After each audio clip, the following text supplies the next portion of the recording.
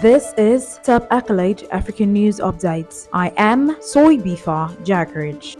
Two people have been arrested in Nigeria over an alleged sextortion attempt against an Australian schoolboy who took his own life. Australian police say the teenage victim had traded explicit images with a person online before they began making threats and demanding money. After a global investigation, the pair allegedly responsible were tracked down in Nigeria, where they will face cuts. Police say sextortion, particularly of young people, is dramatically rising. Details of the boy's age or where he lived in New South Wales NSW have not been released publicly to protect his family's privacy. New South Wales police described the alleged extortionists as young males and said they had threatened to send photos to the teenager's friend and family if he did not pay them 500 Australian dollars, that is 260 euros or $330. The boy died by suicide on the same evening late last year. Australian detectives worked with their counterparts in South Africa and Nigeria to trace the suspected perpetrators to a slum in Nigeria with a population of over 25 million people. Evidence that the pair had also tried to extort other people was found on their phones. According to the SMH, they had been charged over the alleged extortion of the Australian boy, but not his death. There have been several cases in Canada and the US in recent years of teenagers who have killed themselves after being targeted by sextortion plots.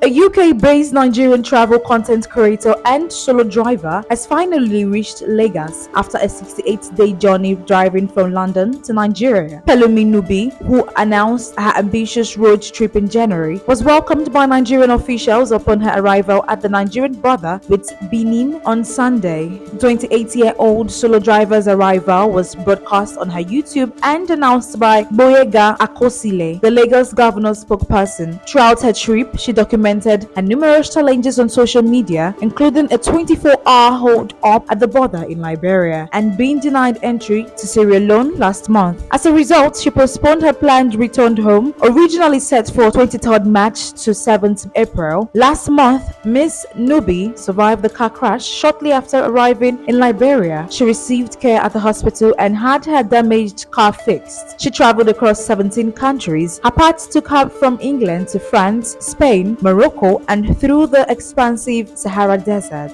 Miss Nubi believes she is the first black woman to attempt this journey. She said her goal was not about breaking records, but showing the world that impossible is just a word. In an earlier interview, she said that the entire trip would cost nearly $20,000, that is 16,000 euros, covering fuel, accommodation, and other essential needs.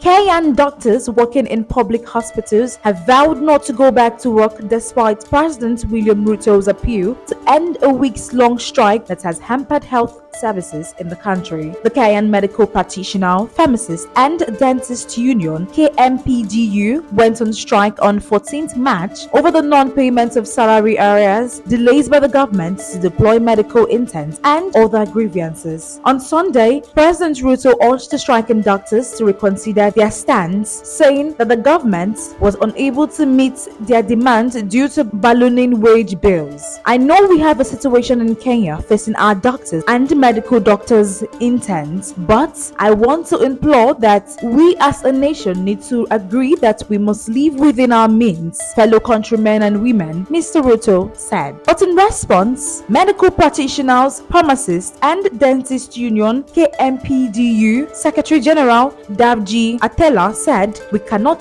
backtrack on our salaries to exploitation in the name of wage bill. The doctor's salary is important, just like the salary of any Kenyan," Atela said.